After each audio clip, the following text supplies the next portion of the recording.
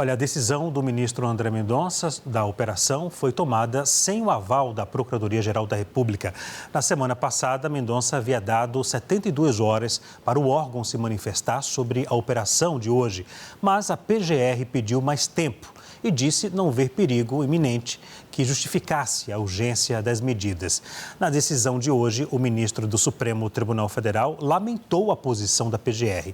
Vamos ver aqui no telão o trecho da decisão em que André Mendonça lamenta a posição da Procuradoria-Geral da República. Ele fala: lamenta-se que a PGR diga que, abre aspas, não se entrevê no pedido nem no encaminhamento dos autos a indicação de perigo iminente imediato que induza a extraordinária necessidade de tão rápida e necessariamente sucinta análise do pleito, razão pela qual conclui que não pode ser favorável aos pedidos cautelares, não podendo aboná-los antes que sua manifestação seja apresentada no mais breve tempo possível.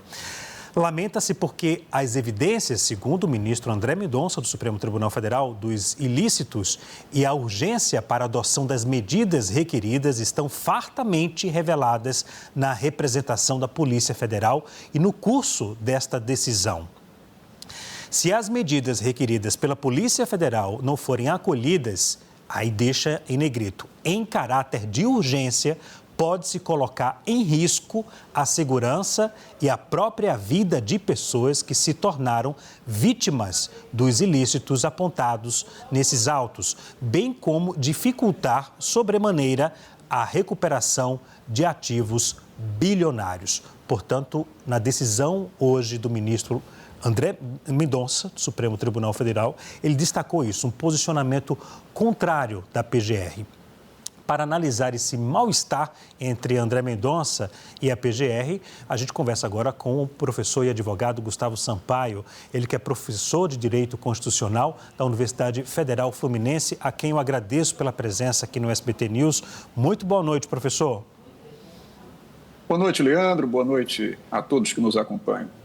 Prazer imenso tê-lo aqui. Professor, nem sempre ministros do Supremo Tribunal Federal seguem o parecer da PGR, mas nesse caso é um posicionamento anormal a PGR não acatar a prisão diante de tantos elementos, no caso? Leandro, você observou muito bem. Não é estranho que o ministro Mendonça tenha decretado a prisão preventiva. É curioso que o Ministério Público, a Procuradoria-Geral da República, é órgão do Ministério Público, se tenha colocado em sentido contrário. Porque, embora toda a advocacia brasileira muitas vezes veja o Ministério Público como uma instância que costuma se exceder em manifestos de prisão preventiva, de prisão cautelar de um modo geral, mas causou estranheza dessa feita a postura do Procuratório-Geral no sentido contrário. Sobretudo, Leandro, porque as provas falam por si. Os fatos que nos foram trazidos a conhecimento hoje, desde cedo no Brasil, são fatos gritantes.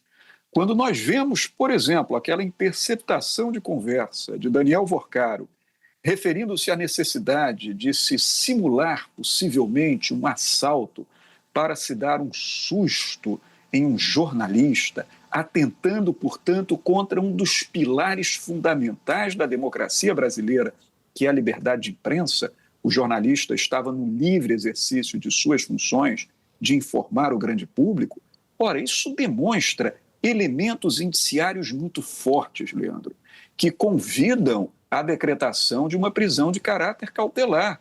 Lembrando que a prisão preventiva é uma prisão cautelar, é uma prisão de cautela. Não é uma prisão para impor um castigo pela prática de um crime, porque nem a ação penal está em curso ainda. Então, é costume que o órgão do Ministério Público, seja uma promotoria de justiça em primeira instância, seja uma procuradoria em tribunal de apelação, seja a Procuradoria-Geral da República, se manifeste pelo cabimento da prisão preventiva. Tivemos o oposto hoje, mas a opinião do Ministério Público, como dito no próprio vocábulo, Leandro, não é decisão. É manifesto, é pronunciamento que chamamos de enunciativo. É uma opinião, é um parecer. O órgão do Poder Judiciário é que decide. E o ministro André Mendonça, no meu entender acertadamente, decretou a prisão preventiva porque verificou preenchidos os requisitos do artigo 312 do Código de Processo Penal, que autorizam esse tipo de prisão cautelar. Agora, doutor Gustavo, não é estranha a informação de que a Polícia Federal havia já levantado ali influência do próprio Daniel Vorcaro com integrantes e membros, ex-funcionários do Banco Central, e mesmo a Polícia Federal tendo essas informações, a PGR não se manifestar de forma favorável a uma prisão, no caso do Daniel Vorcaro? Há informações de influência. A pessoa está presa em uma prisão domiciliar, no caso do Daniel Vorcaro, estava usando uma tornozeleira. Mas mesmo assim, ele pode ter um celular, como o próprio relatório e a decisão mostrou, e se comunicar, influenciar, ocultando provas. Será que isso não foi pensado em nenhum momento por integrantes da PGR? É estranha essa informação e, ao mesmo tempo, é estranho o parecer negando um pedido de prisão. Leandro, esse estranhamento é seu, é meu, acho que de todo o Brasil hoje, porque, em verdade, a prisão preventiva, como ela tem essa natureza cautelar, ela se baseia em riscos. Risco para a ordem pública, risco que aquele indivíduo, se solto, apresenta, por exemplo, para a qualidade das investigações policiais, pessoas que manejem a sua influência para comprometer testemunhos, agentes de investigação. É aquilo que o ministro André Mendonça, e eu explico aqui o que significa, chamou na sua decisão, Leandro, de periculum libertatis, uma expressão latina que diz o seguinte: o perigo de alguém estar em liberdade. A regra é a liberdade, não a segregação. Mas muitas vezes, se aquela pessoa ameaça a integridade física dos outros, a ordem pública, o sigilo, o rigor das investigações, ora, essa pessoa, em liberdade, pode gerar comprometimento. Então, ela é segregada através da prisão preventiva. E é curioso porque o Ministério Público é exatamente o órgão de promotoria, aquele órgão que, em geral, se coloca favoravelmente a prisões de natureza cautelar. Não necessariamente uma prisão preventiva, mas muitas vezes uma prisão temporária ou até uma prisão registrada em flagrante delito, que não foi o caso hoje. Então, o que o Ministério Público invocou como fundamento, que é um fundamento também questionável?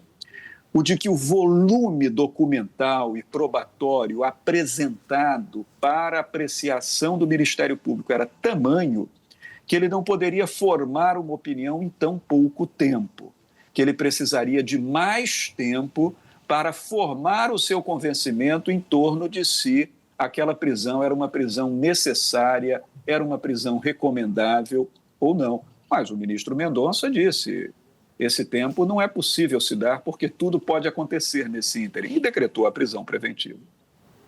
Agora, professor Gustavo, como o senhor vê a atuação da PGR, que negou, nos últimos meses, pedidos de afastamento do ministro Dias Toffoli, no caso Master, mesmo diante da ligação do ministro e de parentes no caso?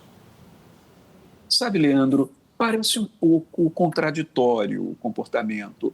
Se nós compararmos, por exemplo, com alguma coisa que aconteceu em uma era recentíssima, o julgamento dos crimes contra a democracia. Você se recorda bem, você cobriu muitíssimo bem tudo isso. E meses atrás, nem ano atrás, meses atrás, a primeira turma do Supremo Tribunal estava debruçada sobre o julgamento de ações penais envolvendo os crimes contra a democracia. Ali vimos rigor absoluto, rigor inconteste, e aliás era necessário. Afinal de contas, crimes contra a democracia são de máxima gravidade. Mas tem um dado que me recupera a memória, sabe, Leandro? Eu me lembro dos advogados dos réus, naquele tempo, na ação penal 2668, rogando ao Supremo Tribunal que lhes fosse concedido mais tempo, porque havia, diziam eles, terabytes de provas para serem analisadas, e que eles, advogados, não tinham conseguido fazer a defesa a contento. Tão grandes eram as provas apresentadas pela promotoria. O Supremo negou esse argumento. O Supremo Tribunal e a Procuradoria-Geral disseram: há tempo suficiente para analisar as provas. E agora, num volume muito menor, a Procuradoria-Geral da República diz que ela não teve tempo para analisar todas as provas coligidas. Então, o comportamento traz a aparência de um comportamento contraditório em termos de postura de promotoria perante o Supremo Tribunal Federal. Por quê? Porque a Procuradoria-Geral da República é, em verdade, A promotoria de justiça, para falar numa linguagem mais comum, é a promotoria de justiça que funciona perante o plenário do Supremo Tribunal Federal e suas turmas. Então, o comportamento do Ministério Público, comparativamente ao que vimos no ano passado, no julgamento dos crimes contra a democracia, é um comportamento que causa, assim, um pouquinho de espécie. Mas é aquela questão, o órgão de promotoria forma seu convencimento e é ele que tem autoridade acusatória e autoridade de opinamento perante o órgão judicial. A bem da verdade, não é a promotoria que decide, é o órgão judicial que decide. Mesmo com uma opinião contrária, formada dentro da independência funcional do promotor-geral, que é o Procurador-Geral da República, o juiz no Supremo Tribunal Federal também tem sua independência funcional para decidir como ele entende que a lei manda decidir, de acordo com os preceitos de justiça. Mas você não tenha dúvida, a sua estranheza é também a minha, Leandro. Doutor Gustavo, o senhor acredita que a PGR pode ser questionada no futuro? Ija, o sistema de freios e contrapesos, ele é muito complexo. E no Brasil, como toda jurisdição é dada ao Poder Judiciário, diferentemente do que acontece em países da Europa continental, em que a jurisdição é dividida entre Poder Judiciário e Poder Executivo, aqui a jurisdição é toda do Poder Judiciário. Damos a isso o nome de jurisdição una. Então, o Poder Judiciário já é o poder final de controle. Mas veja que complexo, Leandro. Esse poder de controle, ele tem por instância máxima o Supremo Tribunal, que já é, portanto, a ponta final do sistema de freios e contrapesos dentro desse sistema de controle. E perante o Supremo Tribunal funciona a Procuradoria-Geral da República, que é o órgão máximo do Ministério Público. Procuradoria-Geral da República não se submete ao controle do Conselho Nacional do Ministério Público. Supremo Tribunal Federal não se submete ao controle do Conselho Nacional de Justiça. Está entendendo onde quero chegar, Leandro? Um ministro do Supremo Tribunal, segundo a Constituição, e não haveria outra fórmula melhor, ele só pode ser julgado pelo próprio Supremo Tribunal em crime comum. O Procurador-Geral da República, quando acusado de um crime, só pode ser julgado pelo próprio Supremo Tribunal Federal perante o qual atua, embora o Procurador-Geral não integre a Suprema Corte, mas atua perante a Suprema Corte. Em resumo, Leandro, a verdade é que não há outro órgão de controle sobre o Supremo Tribunal e o Procurador-Geral senão o próprio Supremo Tribunal. No máximo que pode acontecer, segundo a Constituição, e não temos precedente na história da República, é a acusação de crime de responsabilidade. Se acusado de crime de responsabilidade, as coisas mudam de figura. Tanto o ministro do Supremo Tribunal Federal quanto o Procurador-Geral da República podem ser julgados pelo Senado Federal.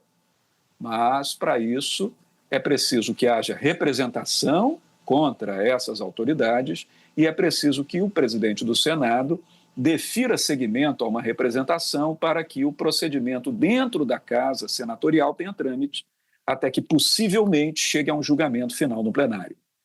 O procedimento é tão dificultoso que até hoje, em 136 anos de República, não tivemos um caso assim, Leandro. Eu sei que as coisas estão mudando, mas não temos precedente. Então, os 11 ministros do Supremo Tribunal e o Procurador-Geral da República são praticamente intocáveis à luz do nosso ordenamento jurídico.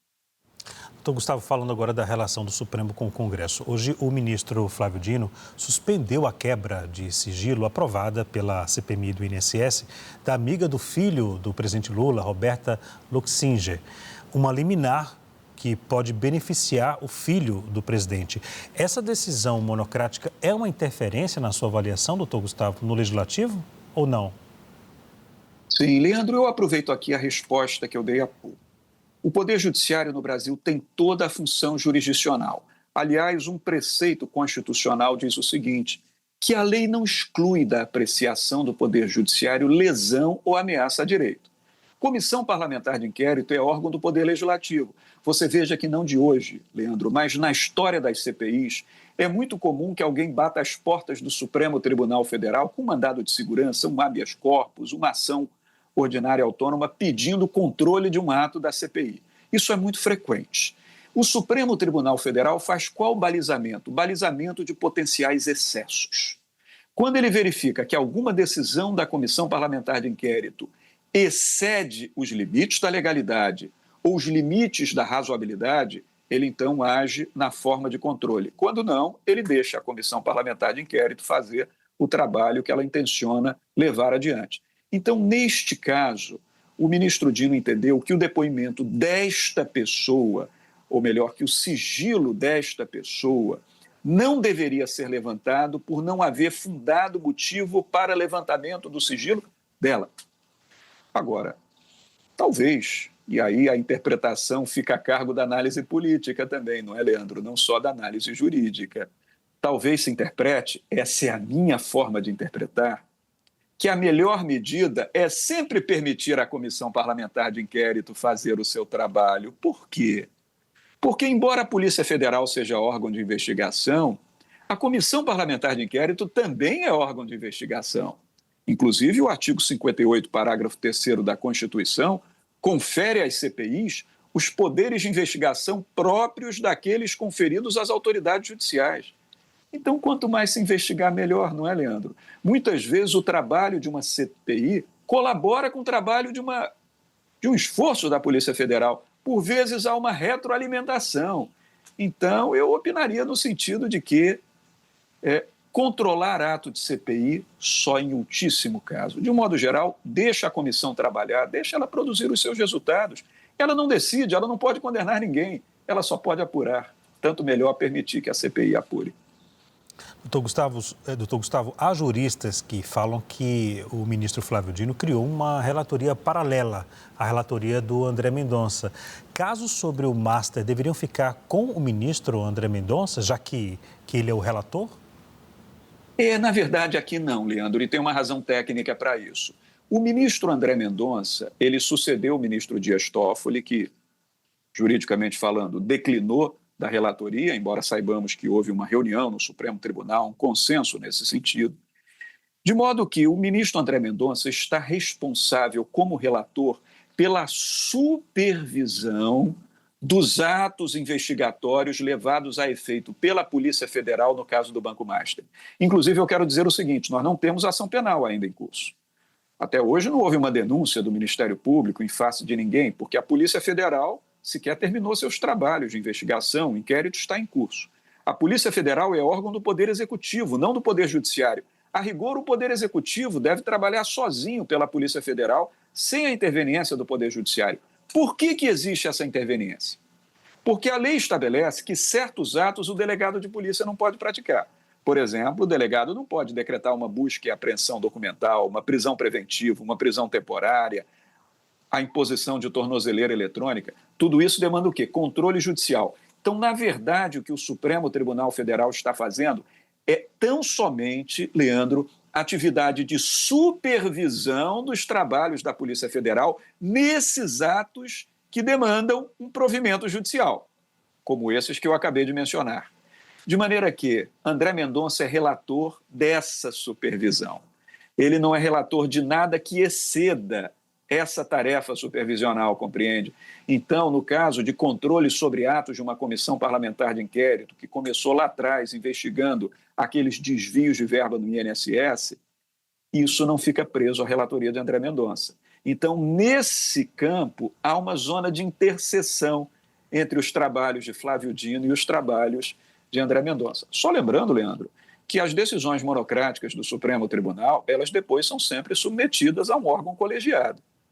Quem manda mais é o relator, mas ele depende do sufrágio do colegiado. Ok, eu conversei com Gustavo Sampaio, professor de Direito Constitucional da Universidade Federal Fluminense, a quem eu agradeço pela presença aqui no SBT News. Boa noite, professor, e até a próxima.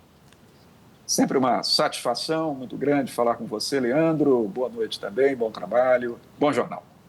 Prazer todo meu. Grande abraço, obrigado.